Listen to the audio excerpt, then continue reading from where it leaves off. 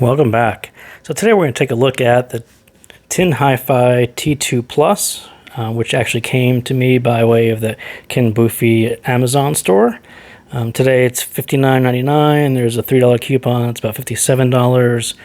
I think on AliExpress it's probably closer to $50 even, so you get about a $7 charge to get it shipped to you in 2 days instead of 2 weeks or 2 months. So again, thank you to the TINHiFi store for shipping that out to me.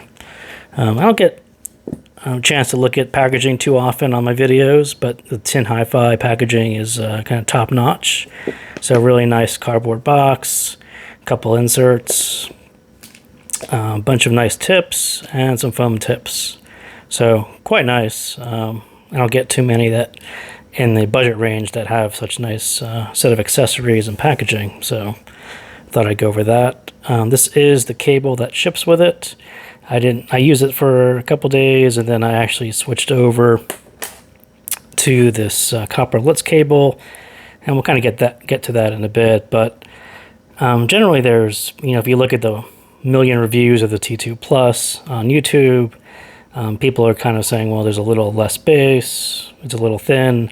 So it's sort of going for copper cable, maybe give you just a touch more body, the KZ tips, which tend to give me more bass. So I tried to kind of dial this into where I like it, as opposed to what other people are saying, where it's a little thin, there's not enough bass. So you can, within some measure, you can dial that in a little bit for what your preferences are. So that's why I have it looking the way it does.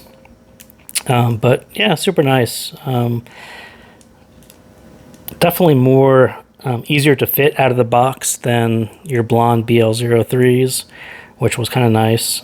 It is MCX instead of 2-pin, so you're going to have an additional MMCX cable around if you want to go that route. Otherwise, the silver cable is definitely quite nice, and it'll work fine for probably everyone. I just happen to have the cable, so I stuck with it. So let's kind of jump in. So if you've looked at the TINHiFi T2 Plus, and I am late to the game, lots of people did reviews, a month or two ago, and there's a lot of them. So my first question was, when I was waiting for it, was, is it just overhyped? Is it all hype? Or is it all good? Because the majority of the reviews kind of say it's just all good. And that's a challenging review to do, because if it's all bad, it's pretty easy. Just say it's all bad, it's horrible, don't buy it. If it's all great, then that's a different story. That's a longer review talking about all the great things. But a lot of the reviews kind of focus in on this, it's just all around good. There's not many kind of flaws with it, which makes it difficult to review. And that's sort of why I didn't necessarily want to do yet another review that said, well, the bass is good, the mids are good, the treble's good, it's all good. I'm not sure we need another one of those. So I do want to talk about why would you buy this over the Blon BL03, or why this exists to address some of the flaws with the Blon BL03 is kind of more the way this is actually pitched. So potential buyers, I would say that if you bought a Blon BL03 and said it had too much bass, the T2 Plus is pretty much what they designed. It's designed for you guys. I think that was the number one design goal, was to address the major complaints on the BL03, and number one complaint was too much bass. So if you fell into that trap, or not that trap, but if you were in that segment of people who thought the Blon BL03 was just a big bloated, bass machine, the T2 Plus is probably more in line with what you're looking for as far as, a single dynamic driver with that kind of signature. So they're not exactly the same signature, but kind of in the same ballpark. So number one complaint with the BL03, too much bass, as I said. So the T2 Plus takes it down a few notches. If you ever have some other IEM and then the Blon BL03 and switch back and forth, you kind of realize pretty quickly how much bass and sub bass is on the BL03. So the T2 Plus takes it down a few notches, and you end up with kind of a more mid bass. It's more punchy than sub bass. So where the Blon BL03 was kind of a deep rumbling bass, a bit overwhelming, this is definitely more punchy. It's a little faster, a little tighter, more agile was kind of a word that popped up in my head. And then if you're a bass guy, it's a little less fun because it's just not as big as the Blon BL03. So I kind of call out this Nine Inch Nails Hurt, the quiet version, and you get a real sense for how the bass is very complementary to the mids on the T2 Plus. And I think everyone would kind of describe it that way. Where the BL03 is kind of an over-the-top bass, this kind of just slides into the mids, and there's not really any bleeding between the two. So you just end up with this bass that complements what's going on. And Trent Reznor's voice on that song, you'll get an idea of why people think the T2 Plus is a bit thin versus the Blon BL03. But so we'll ignore that for a second because we'll get to it in a minute. But listen to the first drums that kick on that song and how impactful they are on the Blon BL03. And then you'll be surprised that you get the same impact on the T2 Plus. It's just down a couple notches. It's not missing. It's not like it's missing any bass. You're not going to say this sounds too much like the T2.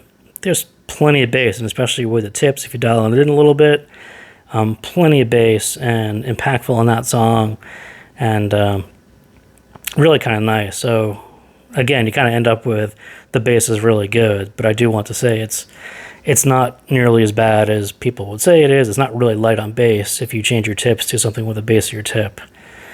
So the mids, most people complained on the BL03, they weren't detailed, they're muddy, too much bleed, too thick, all these things that said there was not as much clarity in the mids on the BL03 as people wanted.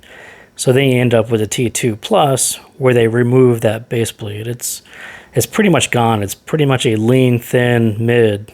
And thin is, it's kind of subjective. And it's subjective depending on what music you like too. And that was the other difficult part of this whole review, is that male voices tend to be a lot thinner than female voices for me. So if you're going through your playlist, at one point you'll say, oh, it sounds really thin, and then you'll hear a female vocal, and you're like, oh, no, that sounds really good. So in general, the mids have been cleaned out. There's a lot of clarity, so you don't have that bleed that you do on the BL03, so you end up with something that sounds more detailed. Really nice. It's not... And they kind of nailed the presence of the vocals, too. They're not too far. They're not too close. They're kind of just offset just enough where they're very present, and you don't say there's anything wrong with it. And again, we're kind of back to this all good. There's kind of nothing wrong with where the vocals are. You can say male vocals are a little thin. You can nitpick it, but in general, they're just pretty good. And so Dido's Hurricanes, Fleetwood Mac, these slower female-led vocals all sound really good on the T2 Plus. And I much prefer the female vocals to the male vocals just because they sound fuller. And that's just my preference. It's why I stuck with the copper cable. I was just trying to eke out just a little more body, in that area. So male vocals don't actually sound all that bad. But if you're going to say that anything is thin, you're going to say it's probably a male vocal in that range. So especially in the mids, the vocals are definitely forward. The soundstage isn't super wide, so the instruments are kind of right behind it. A lot of that layering kind of affects. You get some clarity, but not as much clarity and detail as I think you think there are. I mean, just because the treble is bumped up a little bit, the mids are a little leaner. It should all point in the right direction where you should get more details and more clarity. And sometimes it works, sometimes it doesn't. And we'll kind of get to that in a little bit. So not enough treble was kind of yet another complaint on the BL03. And one of those things that I said too.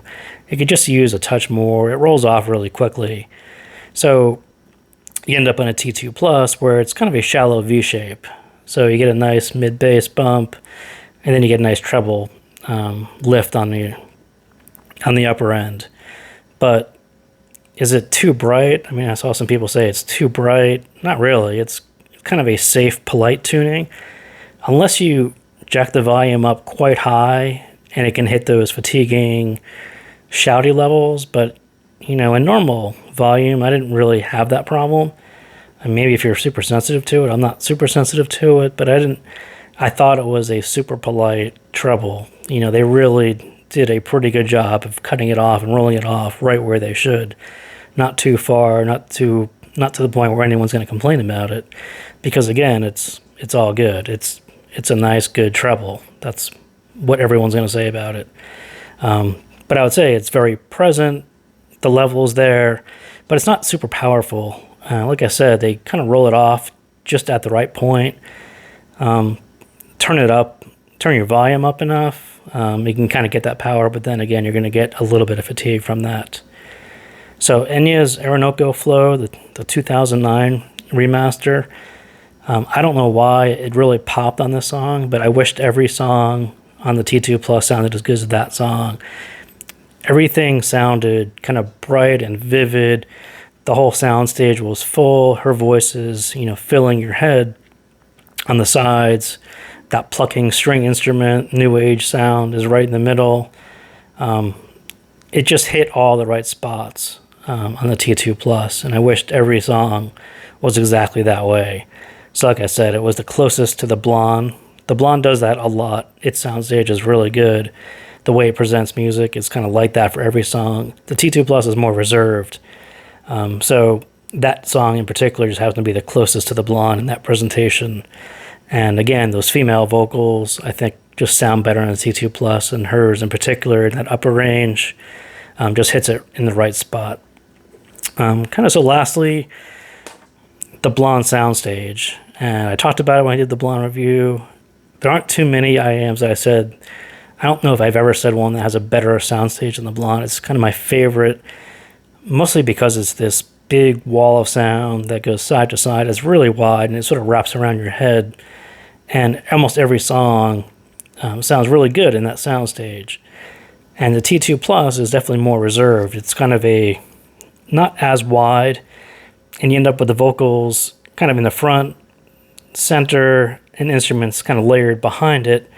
So it just takes a lot more work to really focus on instruments when they're behind the vocals, not quite wide enough. I just wished it took just better use of the space, because it's not really narrow. It's actually wide enough, but it just never feels like there's enough space around the instruments, considering what they did to the mids, really, making that quite lean.